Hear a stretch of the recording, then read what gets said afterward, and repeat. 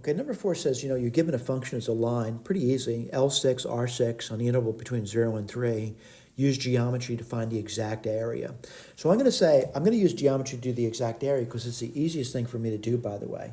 And I'll write this one down for you. How do you do that? I want to draw a picture of it. And let me get my eraser out and get rid of this old stuff over here. And I want to draw a picture of this thing on the interval between 0 and 4. And if I did that, I'm going to Cartesian plane at 0. And again, we're looking at the function. The function's value would be 4. Put this over here. So at 0, the function's value is 4. And then if I go to 3, I know it's got a slope here. I'm not going to say it's terribly accurate what I'm drawing over here, but I'm going to put a point over here at 3. That's where it stopped, by the way. What's its value at 3? Well, 3 times 3 is 9, and 9 plus 4 is 13. I'm going to draw a representative picture of what I'm looking at, and I see a couple different things, all right? The first thing I notice is it's really kind of a trapezoid if I wanted to do that, or I could simply say it's really two very simple objects. One is going to be a triangle. I'll call this area 1. What's that going to be? 1/2. What's the base? Well, it's going to be 1/2. The base is 3. Now, someone says, I wonder what the height is. And this is where students often get confused. The height is from 4 to 13, which is 9. And I'm going to do the rectangle now. I'm going to call it A2. Well, rectangle is much easier. It's 3. That's the length of the base. And what's the height of that thing? It's going to be 4. Let me see if I can do that. And what do you get? The area of that, I'm looking at that now, is going to be 27 halves. That's the area from the triangle, by the way. 3 times 9 is 27. And I got divided by 2. And then 3 times 4 is 12. I need to add those two numbers together. What's that going to be? 27 halves plus 24 halves. And that's going to be 51 halves. All right? So let me see if I did that right. I'm going to take a look at it. And I see that right over here. And I feel comfortable with that. I got that correct answer. What I want to do is say I'm done with that. I want to go to the other ones, which I'll be honest with you, it might be more difficult to do, but they shouldn't be that difficult. And I want to point out, I'm not going to do the computation for you, but I will write it down for you, all right? So what they do is they take the interval between 0 and 3, and they divide it into 6 equal parts. That means each part's going to be 1/2 unit. So 1/2, this is going to be 1, 3 halves. They're supposed to be equal, by the way. 4 halves, which is 2, 5 halves, and then 6 halves, which is 3. Again, let me point out what I mean by this. I have 6 partitions. 1, 2, 3, 4, 5, 6. They're all supposed to look equal, by the way. And what are we doing over here? We're going to do the left endpoint first. We're going to do L6. Every base is worth 1/2. And then I just do the heights. What's height going to be? Well, if they're left endpoints, they start at 0. So it's going to be f of 0. There's going to be 6 of them. I'm going to just keep march up. It's moving up by 1/2. That's pretty simple.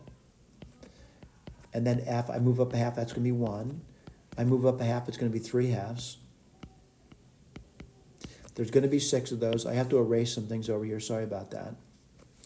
And then it's going to be, let's see, I got 1, 2, 3, 4. Let's keep going.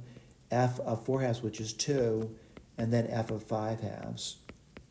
This makes sense because 5 halves is that one before, and that will be the left end point of that left interval. So let's take a look at it and see if we got it.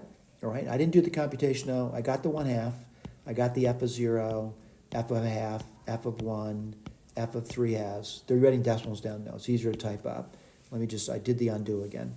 And then f of 5 halves over here. We do the computation. You should do it too. Right, now certainly you get the knack of this over time. You say it's pretty easy to put down.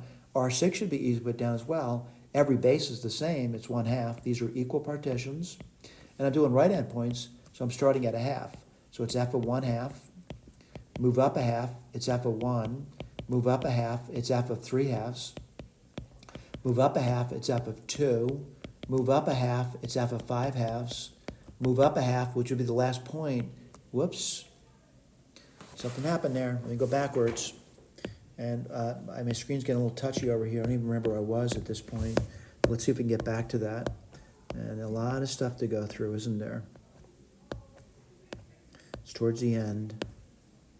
Yeah, I know it's a long document. No doubt about it. And sorry about that. It does happen sometimes where I'm kind of like going through things and all of a sudden it jumps around on me. Wow, I think I'm getting close.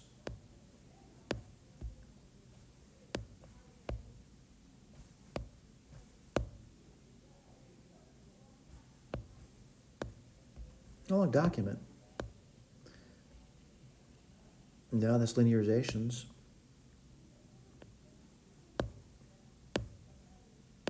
Am I ever going to get there?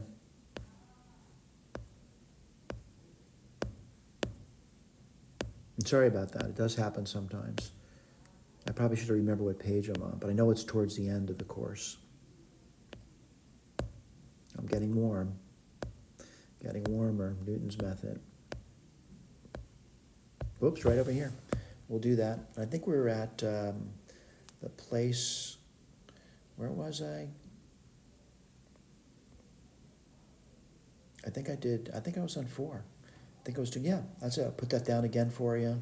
And again, I kind of like working from memory. And that's unfortunate, by the way, because you might not be working from memory, you didn't take notes, and you wonder where we are at this point. But I believe we were doing R6. And again, I'm working from memory now. And again, for the most part, the reason you do this is so you can do bigger and better problems. So what do you have here? Right endpoint. Again, we're starting at 0, and we're going up to 3, and we're moving up. We're doing it in 6 equal parts. We're moving up by half.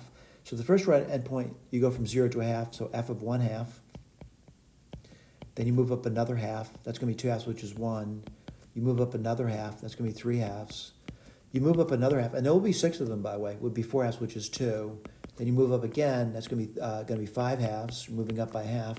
And then the last one's going to be f of 6 half, which is 3, which is the right endpoint. Let's just go through it, see if we got that. I got the 1 half. I got this over here. I got this. I got this. I got this. The only difference is I'm using decimals in my notes, by the way. And by the way, they'll do the computation. So we did all 3 of those questions. Thank you. And sorry about the jump around.